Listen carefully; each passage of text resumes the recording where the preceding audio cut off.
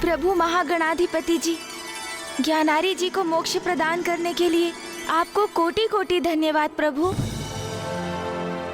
वत्स सुबोध, श्री महागणाधिपति जी की कृपा से ही तुम्हारे पिता ज्ञानारी जी को मोक्ष प्राप्त हुआ है।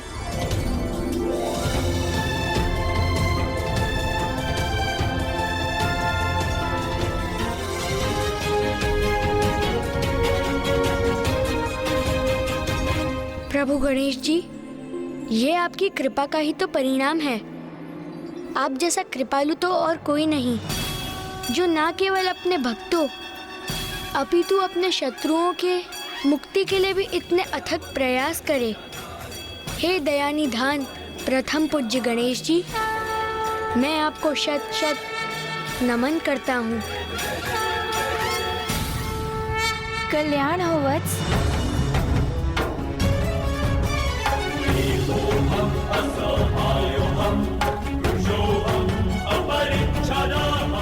गुरुदेव, आपने ही मेरे भीतर गणेश जी के प्रति भक्ति की लौ जागृत कर मुझे उचित मार्ग दिखाया। आपकी इस कृपा के लिए मैं आपका किन शब्दों में धन्यवाद करूं? आयुष्मान भव पुत्र। वत्स सुबोध, शिष्य की सफलता ही गुरु का पुरस्कार होता है। तुम एक योग्य शिष्य हो और तुम्हारे भीतर भक्ति का वास तो सदा से ही था। मैंने तो मात्र तुम्हारा मार्गदर्शन किया है।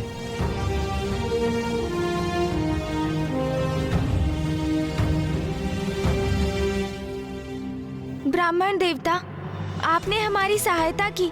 विधिवत ज्ञानारी जी का पिंडदान और श्राद्ध करवाकर हमें हमारे ध्येय तक पहुंचाया। उसके लिए आपको अनेकों धन्यवाद ब्राह्मण देवता। धन्यवाद तो मुझे करना चाहिए प्रभु, क्योंकि ये तो मेरा सौभाग्य था। अब मुझे भी आज्ञा दीजिए गणेश जी। गुरुदेव। प्रणाम ब्राह्मण देवता।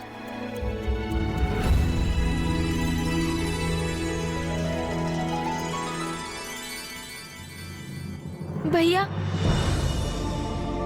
श्री महागणाधिपति जी की कृपा से ज्ञानारी जी की समस्या का समाधान तो हो गया, किंतु अभी उससे भी बड़ी उलझन को सुलझाना तो शेष है। हाँ गणेश, अब हमें शीघ्र अतिशीघ्र काशी लौटकर पिताश्री को मां के निकट काशी लौटाने का उपाय करना होगा। वहां ऋषि जैगश्वे भी पिताश्री के दर्शन के लिए व्याकुल है, अन्यथा वो अपने प्राण त्याग देंगे।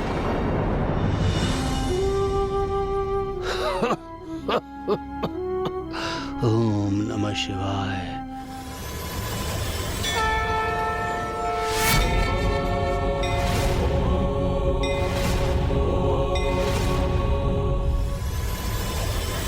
भैया, काशी में वो उपाय नहीं मिलेगा।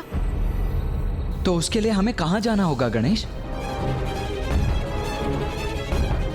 उसके लिए हमें पिताश्री के पास जाना होगा भैया, मंदार पर्वत पर।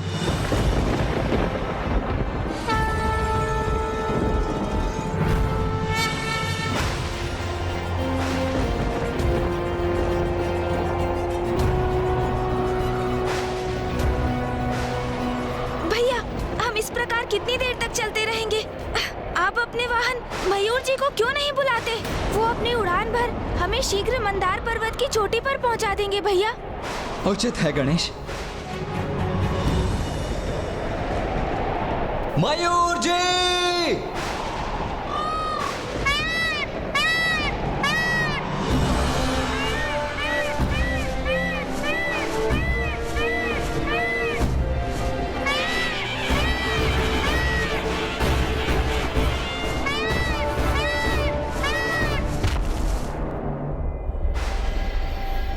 किंतु मुझे संदेह है कि इस दुर्गम और भव्य पर्वत की ऊंचाई पर पहुंचकर भी क्या पिताश्री के दर्शन करना क्या उतना सुगम होगा?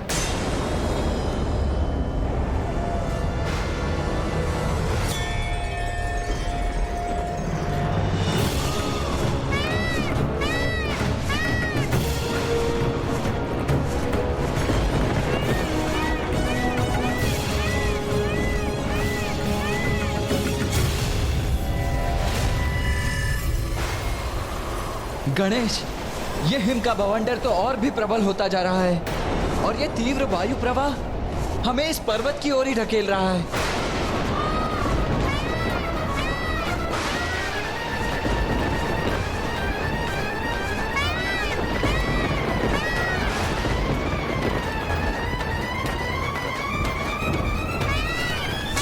समस्त वातावरण जैसे प्रकृति के विरुद्ध विद्रोह कर रहा है। ये संकट भरा मार्ग हमें शीघ्र पार करना होगा भैया।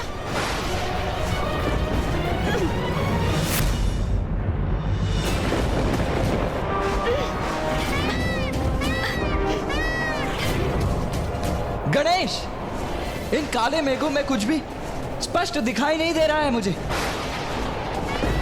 भैया, यहाँ का वातावरण तो पिताश्री के अंतर्मन के समान ही आविष्ट है।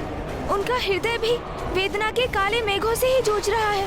इसलिए मैं पिताश्री से ही प्रार्थना करता हूँ कि वही हमें उन तक पहुँचने का मार्ग दिखाएं। पिताश्री, हम आप तक पहुँच सके, हमें ऐसा सामर्थ्य प्रदान कीजिए। हमारे यहाँ आने का एकमात्र कारण माता का दुख और आपका एकाकीपन है। माता आपसे विलग होकर अत्यंत पीड़ित और संतप्त हैं। पिताश्री, आपको लौटाकर हम आपका एवं माता का दुख दूर करना चाहते हैं। महादेव, आपका पुत्र गणेश आपको पुकार रहा है, आपकी याचना कर रहा है।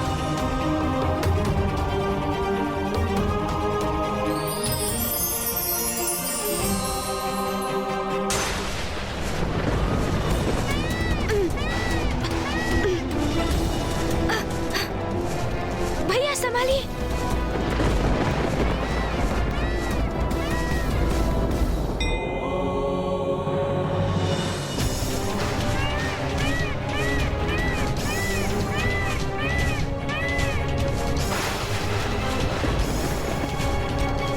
वो देखो गणेश,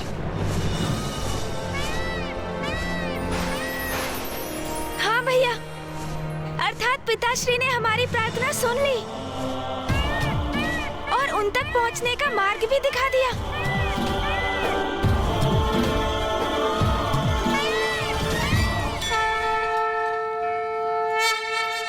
प्रणाम पिताश्री, प्रणाम मामाश्री,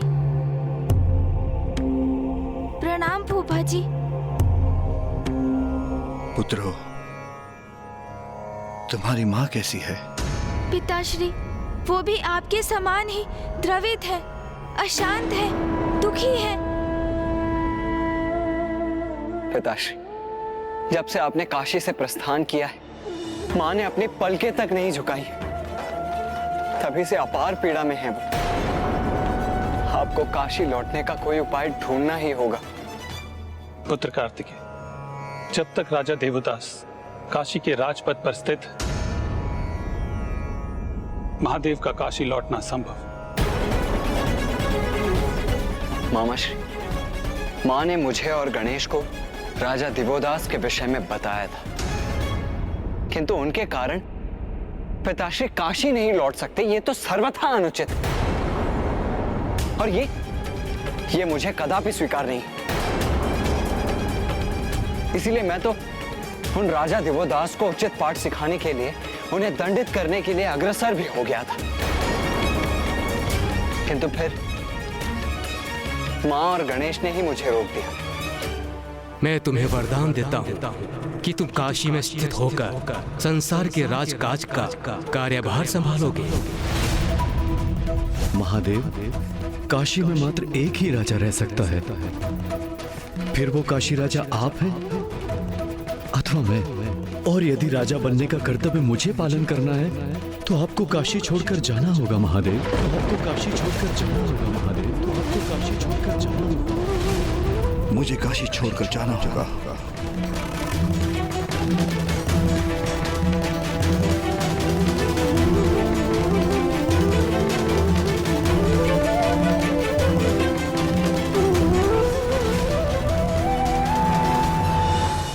उचित किया तुम्हारी माँ ने। दंडित करोगे राजा दिवोदास को तुम, किंतु क्यों? क्या अपराध है उनका? अपने कर्तव्य के प्रति तन मन धन से समर्पित धर्म प्रिय न्याय प्रिय राजा है। आपने उचित कहा पिताश्री। कर्तव्य परायण है वो, धर्म परायण है। उनके राज में काशी में शांति है, धर्म है, न्याय है, समृद्धि है। किंतु काशी अपनी आत्मा से रिक्त है पिताश्री, क्योंकि अब वहाँ शिव नहीं है।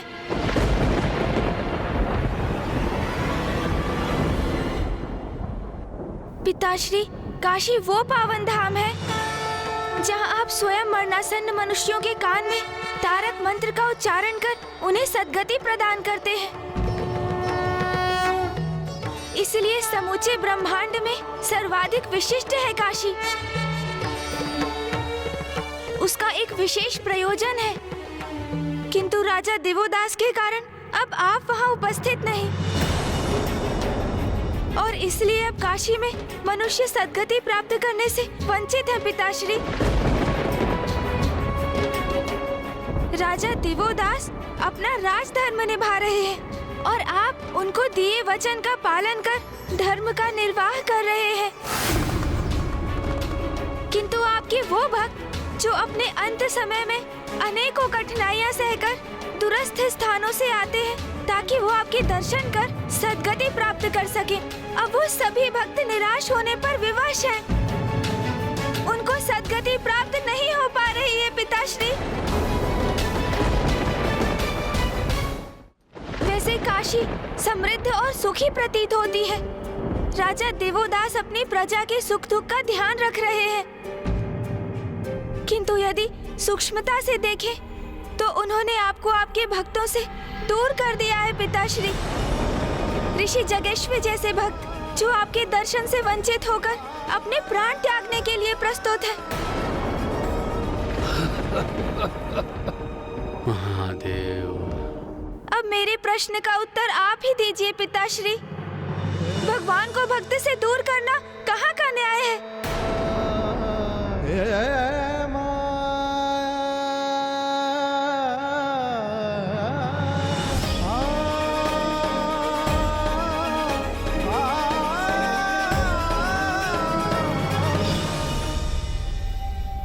जो भी हो, राजा दिवोदास को दिए गए मेरे वचन को कोई भंग नहीं करेगा। काशी में किसी के हस्तक्षेप की अनुमति नहीं दूंगा मैं।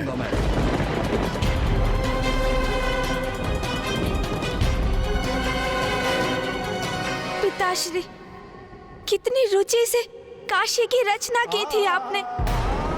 उसके प्राण तो आप हैं।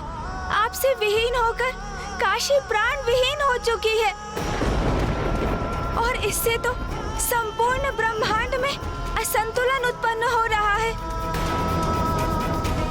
परिवर्तनशील संसार में यथास्थिति का स्थायित्व वो कहाँ उचित है?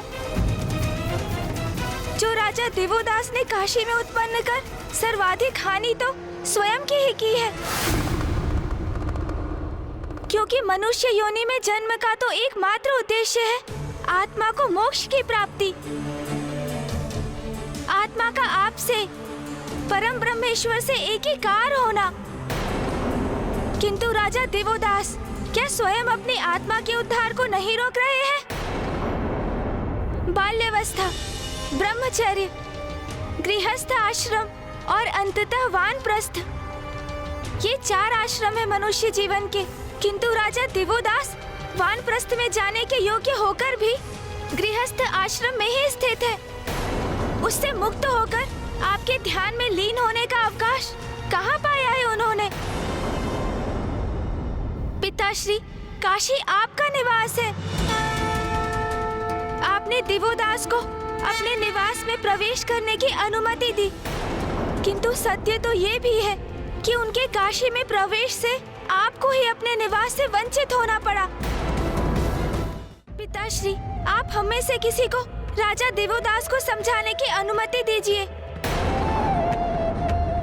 वो बुद्धिमान है, विवेकशील है। वो हमारे समझाने पर इस सत्य को अवश्य समझेंगे।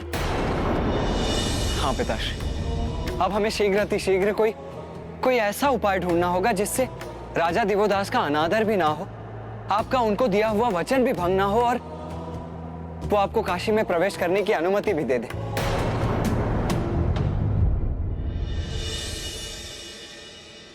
हमारे पास अधिक समय नहीं है पिताश्री, क्योंकि यदि हमने विलंब किया तो ऋषि जगेश्वर अपने प्राण त्याग देंगे और हम सभी पर ब्रह्म हत्या का दोष लग जाएगा।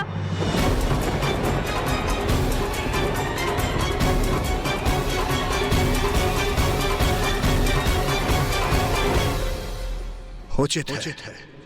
मैं तुम्हें इसका उपाय ढूंढने की अनुमति देता हूं, किंतु राजा दिवोदास को बलपूर्वक कोई विवश नहीं करेगा, उस पे किसी प्रकार की हिंसा का प्रयोग नहीं करेगा। महादेव, ब्रह्मदेव, नारायण, गणेश जी चिंता क्यों कर रहे हैं? आप मुझे देवदास को समझाने की अनुमति दें। मैं शीघ्र ही यह कार्य संपन्न कर दूंगा। उचित है इंद्रदेव, किंतु स्मरण रहे, कोई हिंसा, कोई अनुचित नहीं होना चाहिए। हम देवताओं को आपने एक लंबी अवधि से हमारी ही काशी से विलग कर रखा है देवता, किंतु अब समय आ गया है आपको उसका भारी मूल्य चुकाने का। इसका ऐसा उपाय करूंगा मैं कि ना बल का प्रयोग होगा और ना ही हिंसा, और राजा दिवोदास स्वयं महादेव को काशी लौटने की विनती करेंगे। सर्वेषां स्वस्ति भवतु, सर्वेषां शान्तिर्भवतु, सर्वेषां पूर्णं भवतु, सर्वेषां मङ्गलं भवतु।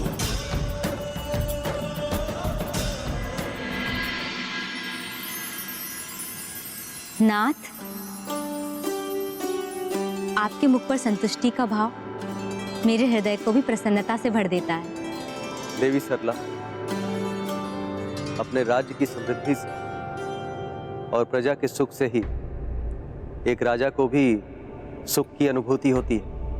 आपके राज्य की संपन्नता का श्रेय तो आपका ही है स्वामी। सहस्त्रों वर्षों से इतनी तन्मयता, कुशलता और धर्मप्रायणता से राजकाज के दायित्व का निर्वाह जो कर रहे हैं आप। मेरा श्रेय तो इतना ही है देवी कि प्रभु की कृपा से ना कभी धर्म पथ से भटका और ना ही मेरे द्वारा किए जाने वाला यज्ञ कभी रुका। और मुझे विश्वास है नाथ, आप सदा इसी प्रकार धर्म का पालन करते रहेंगे और कभी भी भ्रमित होकर धर्म से विमुख नहीं होंगे। राजा देवोदास, माना कि आप बहुत ही धर्मपरायण, न्यायप्रिय नेक शासक भी हैं, किंतु आप एक मनुष्य भी हैं, और मनुष्य अपने धर्म के प्रति कितनी भी निष्ठा क्यों न रखता हो, उसकी कोई ना कोई दुर्बलता अवश्य होती है। अब मैं देवराज इंद्र तुम्हारी ऐसी परीक्षा लूंगा कि तुम्हारी सारी दुर्बलताएं मेरे समक्ष प्रकट हो जाएंगी।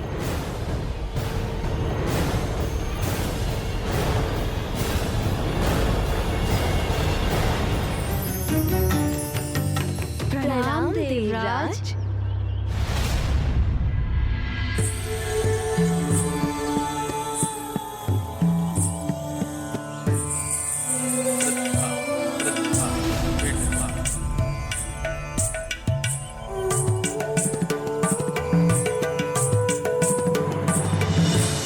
आदेश दीजिए देवराज।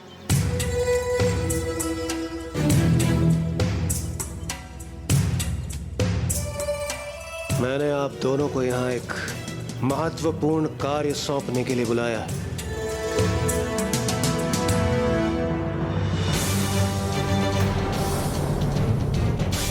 इंद्रदेव को युक्ति सूझी भी है तो उनके स्वभाव के अनुरूप राजा दिवोदास की परीक्षा हेतु उन्होंने स्वर्ग की दो सर्वाधिक सुंदरियों को बुलाया है। उन्होंने मुझे आप दोनों के अपूर्व सौंदर्य से, आपके नारी सुलभ आकर्षण से एक पुरुष की परीक्षा लेनी है।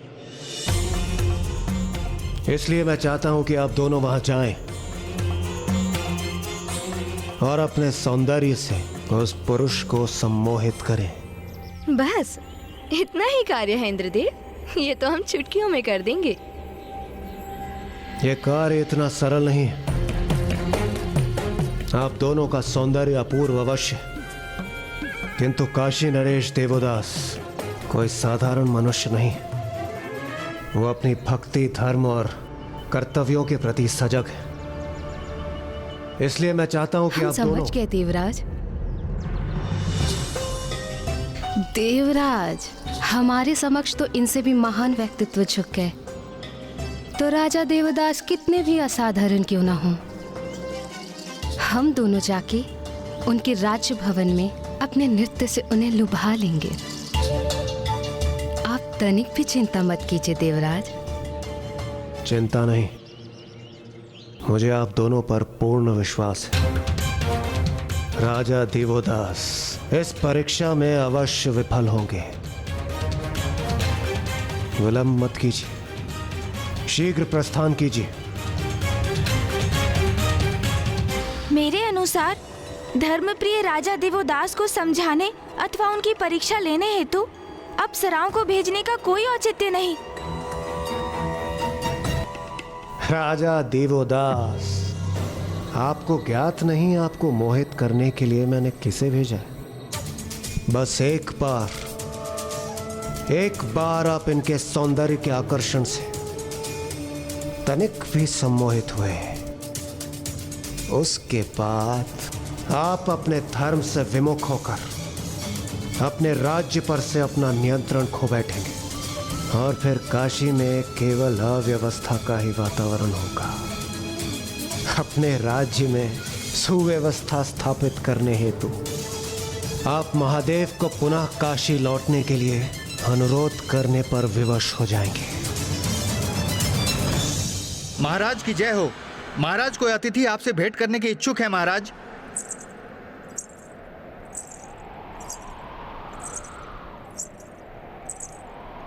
ये किसके पायल की ध्वनि है?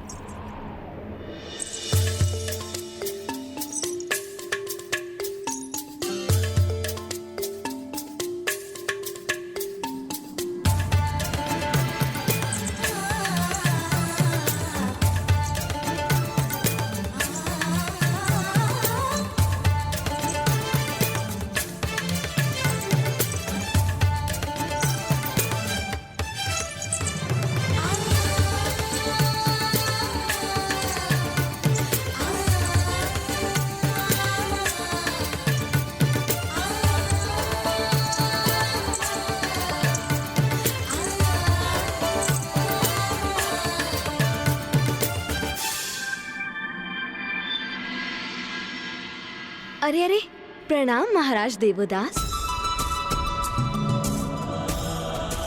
आपने अपने नेत्र झुका क्यों लिए महाराज?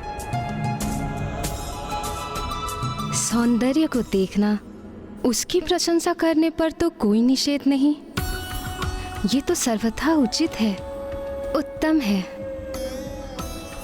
इसलिए आपका हमें देखना किसी धर्म के विरुद्ध नहीं। इसे अपने सौंदर्य का अपमान न समझे देवियों, किंतु पर स्त्री पर दृष्टि डालना महाराज देवोदास के लिए पाप के समान है। कितनी उमंग से आई थी हम यहाँ महाराज देवोदास से विमर्श करने, किंतु यदि वो हमें देखेंगे ही नहीं तो हम उनसे वार्तालाप कैसे करेंगे?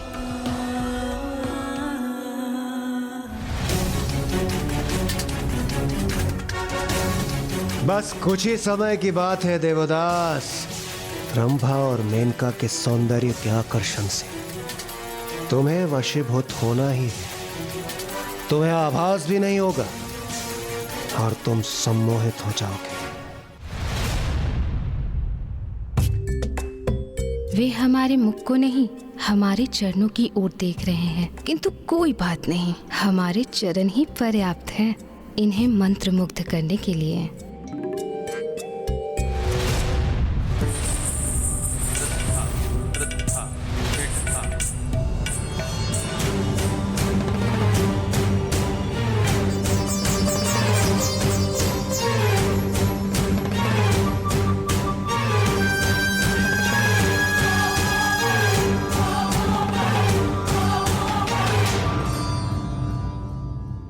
आज तक कोई भी हमारी सुंदरता से बच नहीं पाया है। मुझे ज्ञात था राजा देवोदास भी स्वयं को रोक नहीं पाएंगे।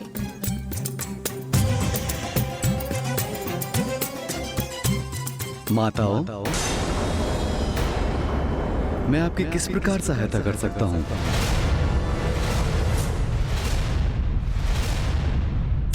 यदि आप हमारे सौंदर्य को एक बार अपनी दृष्टि से देखेंगे तो आप हमें माता नहीं सुंदरी कहकर संबोधित करेंगे।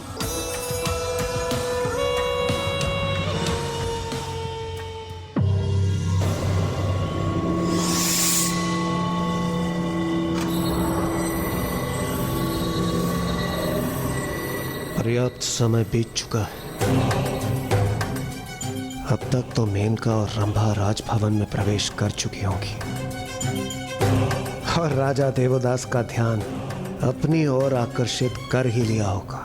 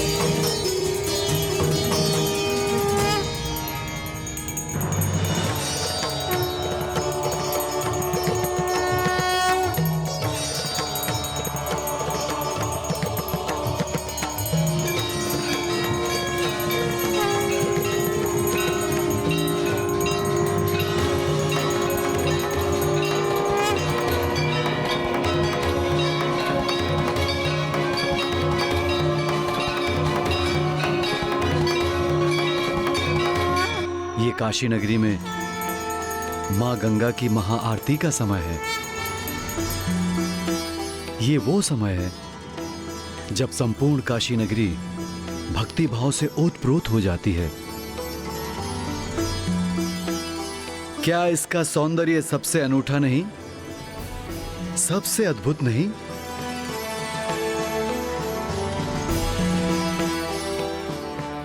सुंदर है ये स्वर, ये भाव अति सुंदर है।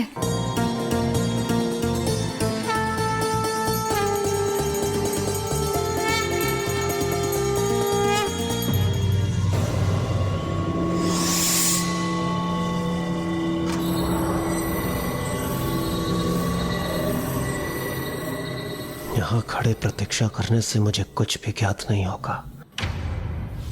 मुझे राजभवन की ओर चलना चाहिए।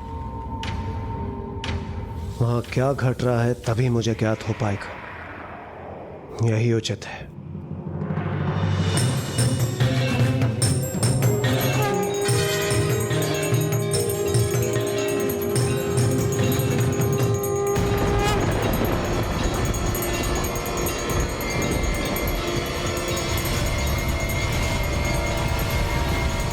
ये मेनका और रंभा तो यहाँ इन ऋषियों के साथ आरती करने लगी। यही तो काशी की महिमा है। वो सभी के हृदय में भक्ति जागृत कर देती है। आप सर्वथा उचित कह रहे हैं गणेश जी, किंतु अब इंद्रदेव के परीक्षा रूपी योजना का क्या होगा?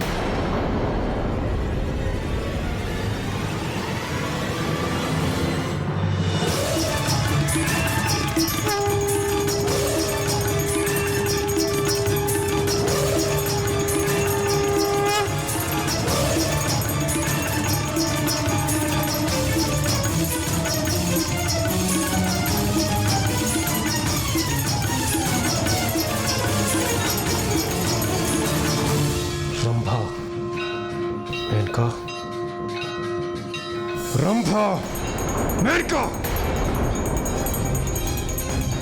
मैंने तुम दोनों को यहाँ एक विशेष उद्देश्य से भेजा था। राजा दिवोदास की परीक्षा लेने के स्थान पर ये तुम दोनों यहाँ कर क्या रही हो? हम वही कर रहे हैं देवराज, जो स्वयं आपको करना चाहिए था। काशी जैसे पावन स्थान पर आकर प्रार्थना में लीन होना चाहिए, ना कि किसी व्यर्थ की परीक्षा में। आपको लज्जा आनी चाहिए देवराज।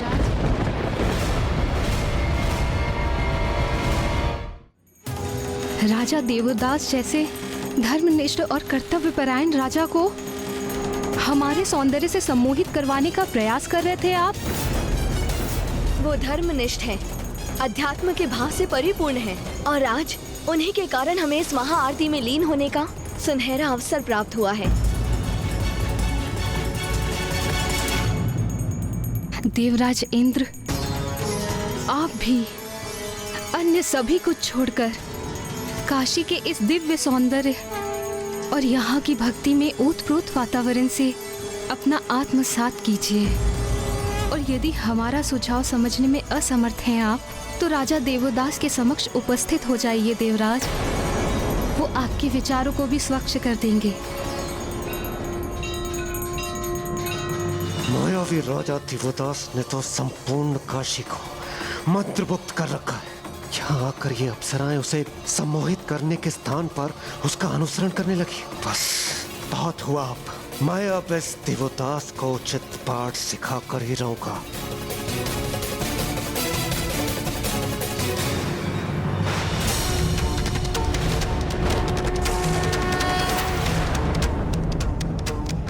नहीं, ये इंद्रदेव करने क्या जा रहे हैं?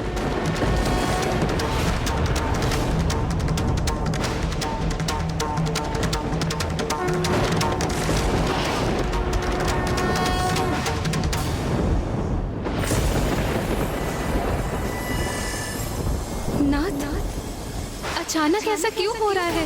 प्रकृति जैसे रुष्ट हो गई हो। वातावरण में ऐसा अचानक बदलाव क्यों हो रहा है?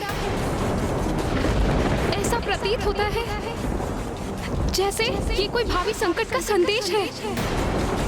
कुछ अप्रिय घटित होने वाला है।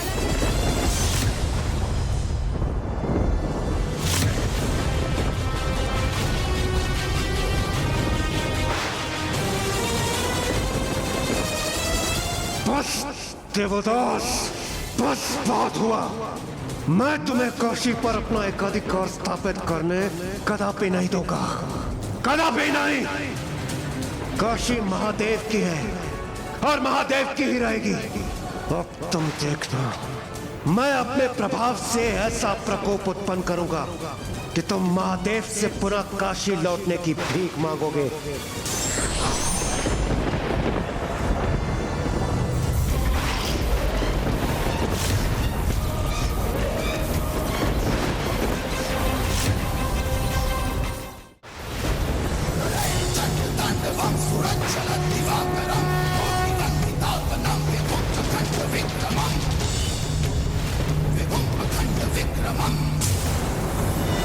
ये इंद्रदेव क्या कर रहे हैं? पिताश्री ने तो राजा देवोदास को समझाने की अनुमति दी थी। किसी भी प्रकार की हिंसा को बड़े कठोर शब्दों में वर्जित किया था उन्होंने।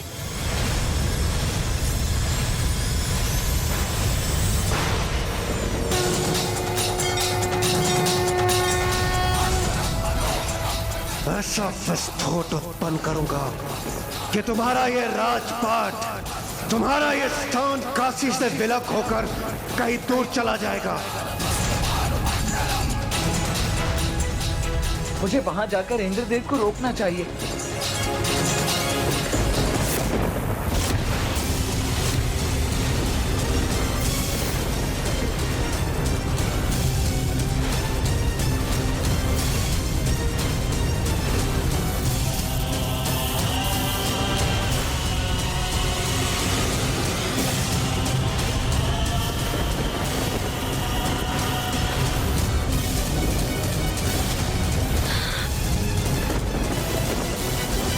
महादेव, मैंने अपने सभी शब्दों का मान रखा है, सदा धर्म का पालन किया, फिर ऐसा सर्वनाश क्यों हो रहा है? मुझ पर कृपा कीजिए महादेव, कृपा कीजिए, मेरी सहायता कीजिए महादेव, सहायता कीजिए, मेरी सहायता कीजिए महादेव, सहायता कीजिए।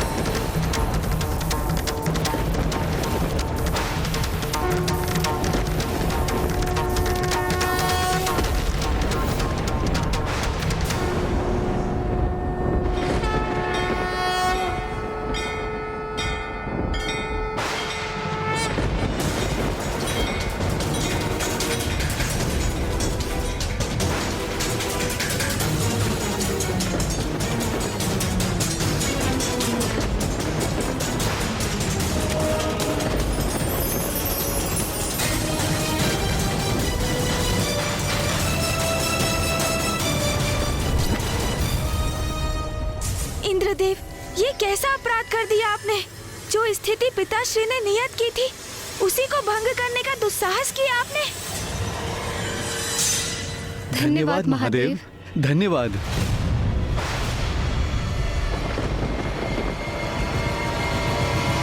इंद्रदेव, इंद्रदेव,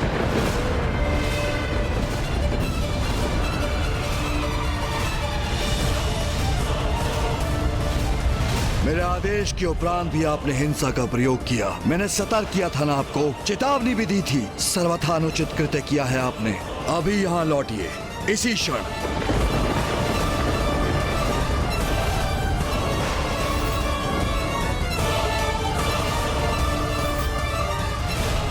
ये क्या अनर्थ कर दिया आपने देवराज? पिताश्री ने आपके लिए जो उपबंध तय किया था, आपने उसी को भंग कर दिया। अब ज्ञात नहीं पिताश्री के कोप से कौन रक्षित कर पाएगा आपको।